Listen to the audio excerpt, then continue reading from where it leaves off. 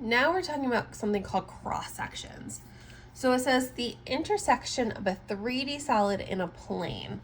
Okay, so here are two examples of planes and intersecting cylinders. So we can take a plane, which is just like a flat surface, and basically like cut a 3D shape different ways. We could cut it horizontally, we could cut it vertically, and they'd give us different shapes. So this one, if we cut it horizontally, you can see that we kind of have a cutout of a circle. Like think about if you're taking it apart and you're seeing what shape is like there once you cut it. If you take this apart, think about a soup can, you cut it in half, that like bottom piece that you cut would be a circle. For this one, if I still have a cylinder, but I'm cutting it vertically, so up and down, now it looks like that piece that I cut is a rectangle actually. So it's interesting. Now, planes can be parallel, perpendicular, even skewed from the bases. So like for this one, this plane is parallel to this base. Where for this one, this plane was perpendicular to the base. It could also be like slanted, which is what it means by skewed. For this lesson though, so for this current lesson, we will be only focusing on planes parallel to the bases. So running the same way as the base here.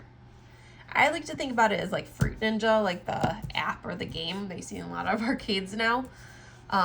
So with Fruit Ninja, you take like your sword and you cut the fruit, and then you see like the inside section. So like here, this watermelon, I cut it. This cross section you can clearly see as a circle.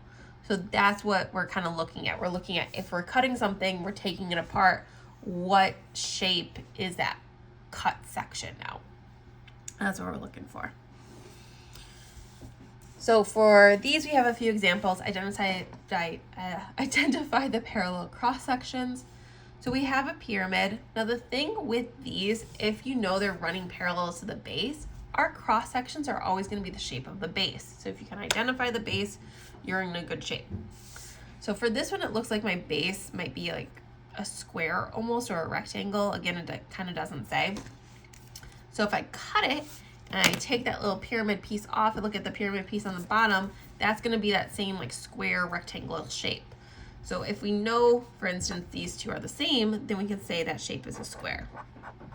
If we didn't know that, then we'd say it's a rectangle. Same thing here. It looks like a square.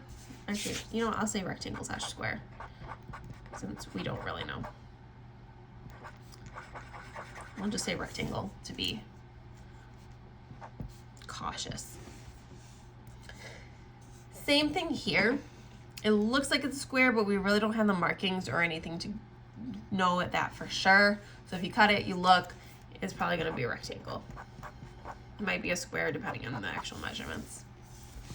Here we cut it, we're taking this like star, not a star, but a pentagon piece.